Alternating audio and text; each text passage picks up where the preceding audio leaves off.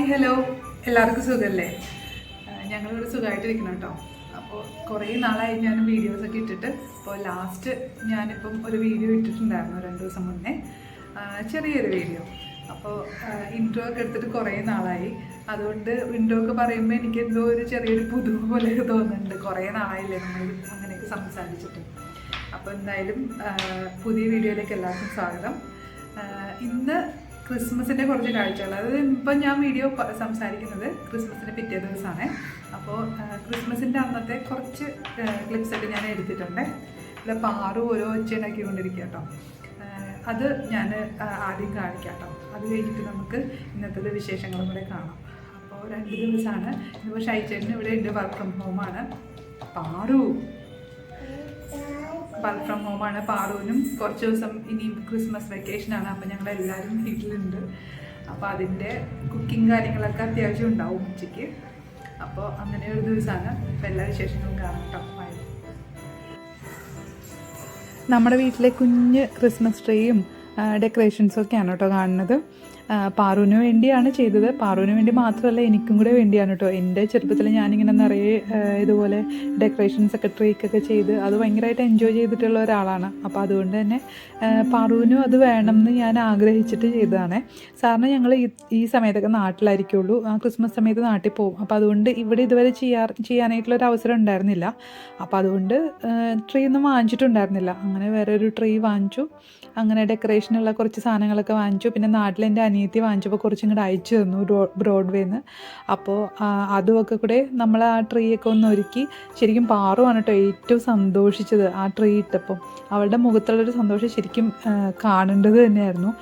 ഭയങ്കര തുള്ളിച്ചാട്ടമായിരുന്നു. പിള്ളേരാണ് ഇത് ഏറ്റവും കൂടുതൽ ഈ ക്രിസ്മസ് ടൈം, ഓണം സമയത്തൊക്കെ എൻജോയ് ചെയ്യാമെന്ന് എനിക്ക് തോന്നിയിട്ടുണ്ട്. അപ്പോൾ ക്രിസ്മസ് ദിവസത്തിലുള്ള നമ്മുടെ ബ്രേക്ക്ഫാസ്റ്റാണ് കേട്ടോ കണ്ടത്. പിന്നെ ലഞ്ചിനുള്ള പ്രിപ്പറേഷൻസ് ഞാൻ ചെയ്യുന്നുണ്ട്.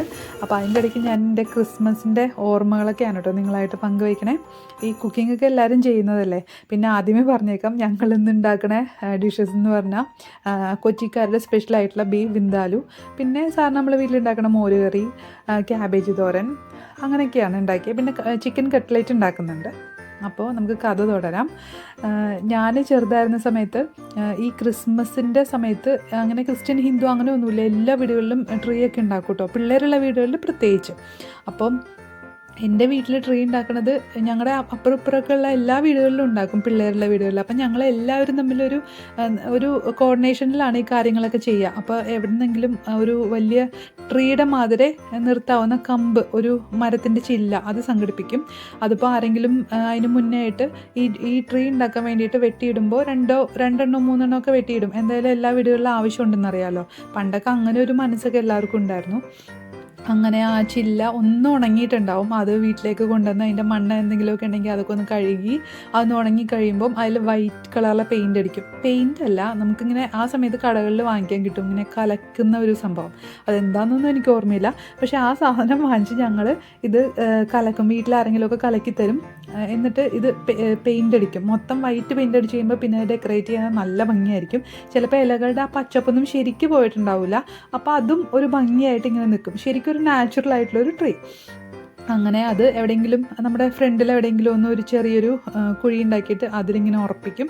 അപ്പോൾ അത് കറക്റ്റായിട്ട് നിൽക്കും. എന്നിട്ട് അതിൽ ഡെക്കറേഷൻസ് ചെയ്യും. അപ്പോൾ എൻ്റെ വീട്ടിലെ അച്ഛൻ ഞങ്ങൾക്ക് ഡെക്കറേറ്റ് ചെയ്യാനായിട്ടുള്ള കുറേ സാധനങ്ങൾ കൊണ്ടുത്തരും കേട്ടോ. ഒരു പാക്കറ്റ് ബലൂൺ ഉണ്ടാവും. പിന്നെ ആ സമയത്ത് ഇന്നത്തെ പോലത്തെ ഡെക്കറേഷൻ സാധനങ്ങൾ അധികമൊന്നുമില്ല. ഈ ചെറിയ ചെറിയ ബോൾ ഉണ്ടല്ലോ കളറിൽ, അതൊക്കെ ഉണ്ട്. അതും കുറച്ച് കൊണ്ടുവരും. പിന്നെ നമ്മൾ പേപ്പറിൻ്റെ തന്നെ കുറേ റോൾ ഉണ്ടാവും പല കളറിൽ, അതുണ്ട്. പിന്നെ ഈ പ്ലാസ്റ്റിക്കിൻ്റെ തന്നെ ഈ നമ്മൾ ഈ ഗിഫ്റ്റൊക്കെ കൊടുക്കുമ്പോൾ പൊതിയുന്ന ആ പേപ്പർ ഉണ്ടല്ലോ, അതിൻ്റെ ആ ഒരു മെറ്റീരിയലിലുള്ള ഈ നമ്മൾ ഡിസൈൻ ചെയ്തിട്ടുള്ള, അതിങ്ങനെ വലിച്ചു നീട്ടുമ്പോൾ ആ ഡിസൈൻ ഇങ്ങനെ കാണുന്ന രീതിയിലുള്ള, അങ്ങനെ ചുറ്റി ചുറ്റി ചുറ്റി ഡെക്കറേറ്റ് ചെയ്യാവുന്ന കുറേ സാധനങ്ങൾ. അങ്ങനെ ഞങ്ങൾ ഡെക്കറേഷൻസൊക്കെ പൂർത്തിയാക്കി കഴിഞ്ഞ് എല്ലാ വീടുകളിലും ഈ ട്രീ കാണാൻ പോകുന്ന ഒരു പരിപാടിയുണ്ട്. അപ്പോൾ നമ്മളെങ്ങനെയാണ് ചെയ്തിരിക്കുന്നത്, അപ്പുറത്തെ വീട്ടിലെങ്ങനെയാണ് ചെയ്തിരിക്കുന്നത് എന്നൊക്കെയുള്ള ഒരു ആകാംക്ഷയാണ് മൊത്തം കാണാൻ. അപ്പോൾ ക്രിസ്ത്യൻ ആൾക്കാരുടെ വീടുകളിലൊക്കെ പുൽക്കൂടും കൂടി ഉണ്ടാക്കും. ഞങ്ങളങ്ങനെ പുൽക്കൂട് ഉണ്ടാക്കിയ ഓർമ്മയൊന്നും എനിക്കില്ല, പുൽക്കൂട് ഉണ്ടാക്കിയിട്ടില്ല. ഈ ട്രീ ആണ് നമ്മുടെ മെയിൻ പരിപാടി. പിന്നെ പുൽക്കൂട് കാണാൻ പോവും. അതിൽ രാത്രി ഉണ്ണിയേശുവിനെ വെച്ച് കഴിയുമ്പോൾ പിറ്റേ ദിവസം രാവിലെ കാണാൻ പോവും. അതൊക്കെ വളരെ നമുക്കിങ്ങനെ എന്താ പറയുക, ആകാംക്ഷയാണ്. രാവിലെ എഴുന്നേറ്റ് കഴിഞ്ഞാൽ പിന്നെ ഇത് പുൽക്കൂട് കാണാൻ പോണ ചിന്തയാണ്. പിന്നെ നമുക്ക് ഭക്ഷണം അവിടെ തൊട്ടടുത്തുള്ള വീടുകളിൽ നിന്നൊക്കെ എന്തെങ്കിലുമൊക്കെ ആയിട്ട് നമുക്ക് ഇതുപോലെയൊക്കെ കൊണ്ടുത്തരും, അതൊക്കെ കഴിക്കും. അപ്പോൾ എൻ്റെ വീട്ടിലങ്ങനെ ക്രിസ്മസിന് സ്പെഷ്യലായിട്ട് ഇങ്ങനെ എന്തെങ്കിലും ഡിഷസൊക്കെ വെച്ചതായിട്ടൊന്നും എനിക്ക് വലിയ ഓർമ്മയൊന്നുമില്ല കേട്ടോ. നമ്മുടെ മെയിനായിട്ടുള്ളത് ഡെക്കറേഷൻ പരിപാടികളാണ്. പിന്നെ വെക്കേഷനാണല്ലോ, കളി എന്നുള്ള ഒരു ചിന്ത മാത്രമേ ഉള്ളൂ. കുറേ ചുറ്റുമുള്ള എല്ലാവരുമായിട്ടും നല്ല കളിയായിരിക്കുള്ളൂ. കാരണം ഇന്നത്തെ പോലെ മതിൽക്കെട്ടുകളൊന്നും അന്ന് അങ്ങനെ ഉണ്ടായിരുന്നില്ല വീടുകളിൽ. നമുക്ക് എപ്പോൾ വേണമെങ്കിലും മറ്റൊരു വീട്ടിലേക്ക് കയറി ചെല്ലാം. ആ ഒരു സ്വാതന്ത്ര്യം എപ്പോഴും ഉണ്ടായിരുന്നു. അപ്പോൾ ആ ഒരു സ്വാതന്ത്ര്യത്തിൽ ഞങ്ങളിങ്ങനെ ആ പരിസരം മുഴുവനും തുള്ളിച്ചാടി നടക്കും. അതും ഒരു കായലിൻ്റെ അരികത്താണ് ഞങ്ങളുടെ ആ വീട്. അപ്പോൾ അതിൻ്റെ അടുത്ത് നിന്നുള്ള നല്ല കുളിരുള്ള ഒരു കാറ്റും, ഈ ക്രിസ്മസ് ടൈമിലെന്ന് പറഞ്ഞാൽ നല്ലൊരു അന്തരീക്ഷം കൂടെ ആണല്ലോ, ആ കാറ്റും ഒക്കെ ആയിട്ട് ആ വെക്കേഷൻ എന്ന് പറഞ്ഞാൽ ഒരു അടിപൊളിയായിരിക്കുള്ളൂ. അത് ആസ്വദിച്ചതിന് ശേഷമാണ് പിന്നെ സ്കൂളിൽ പോകുന്നത്. വെക്കേഷൻ കഴിയുമ്പോൾ വല്ലാത്തൊരു സങ്കടമാണ് കേട്ടോ. ആ 10 ദിവസം ഉള്ളെങ്കിലും ആ 10 ദിവസം എങ്ങും പോവില്ല, നല്ല കളി തിമിർത്തായിരിക്കുമല്ലോ എൻജോയ് ചെയ്യാൻ. അപ്പോൾ ആ ഓർമ്മകളൊക്കെയാണ് എനിക്ക് ക്രിസ്മസിൻ്റെ ഈ ട്രീ ഒരുക്കിയപ്പോൾ ഉണ്ടായത്.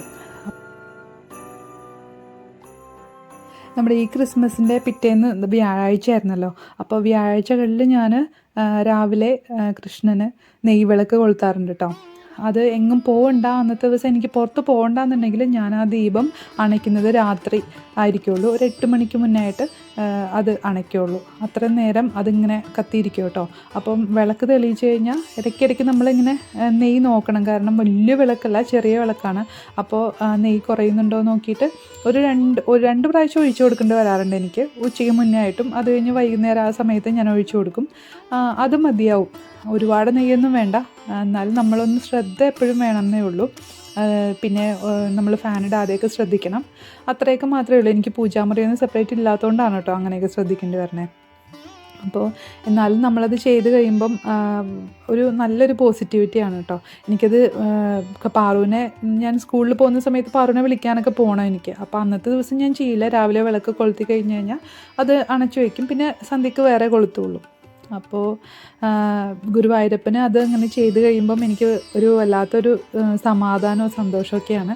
പിന്നെ വ്യാഴാഴ്ച നോൺ വെജും ഞാൻ കഴിക്കാറില്ല, വ്രതമായിട്ടൊന്നും അങ്ങനെ എടുക്കാറില്ല. എന്നാലും നോൺ വെജ് കഴിക്കില്ല.